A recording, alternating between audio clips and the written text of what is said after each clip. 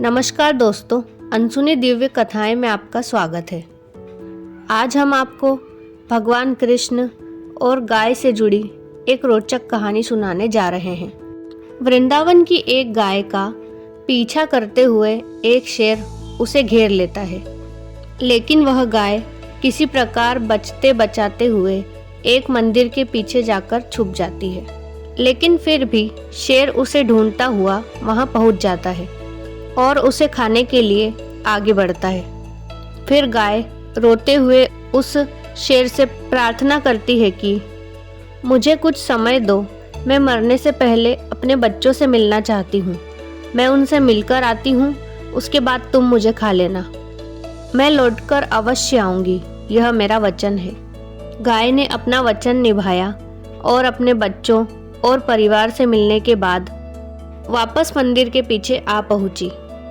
शेर ने देखा कि गाय अपने वचन के अनुसार वापस आ गई है।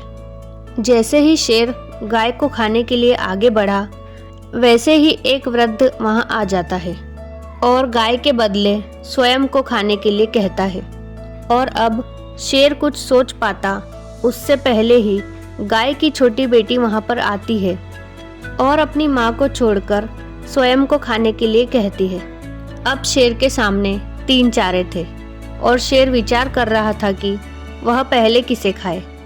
तभी भगवान श्री कृष्ण वहां पर दौड़कर आए और शेर से कहा कि गाय ने अपना वचन निभाया है, इसलिए तुम उसे पुरस्कार स्वरूप जीवन दान दे दो।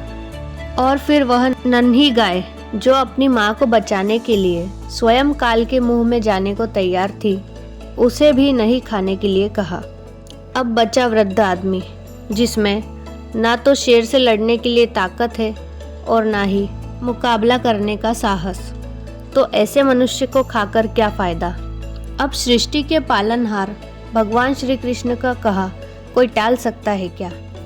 उनकी यह बातें सुनकर शेर फिर वहां से चला गया और इस प्रकार उन तीनों की जान बच गई।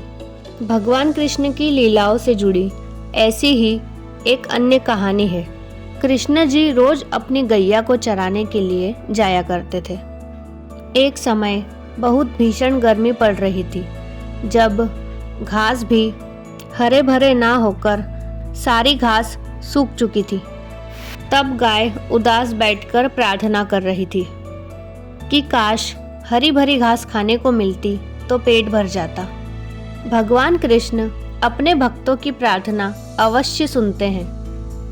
वह मन ही मन अपनी गाय की प्रार्थना सुन रहे थे।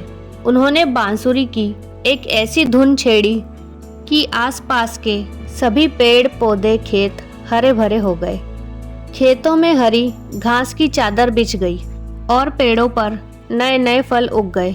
गाय आनंदित हो उठी और खूब पेट भरकर घास खाया। तो दोस्तों, यह थी कृष्ण की लीलाओं की एक छोटी सी झलक।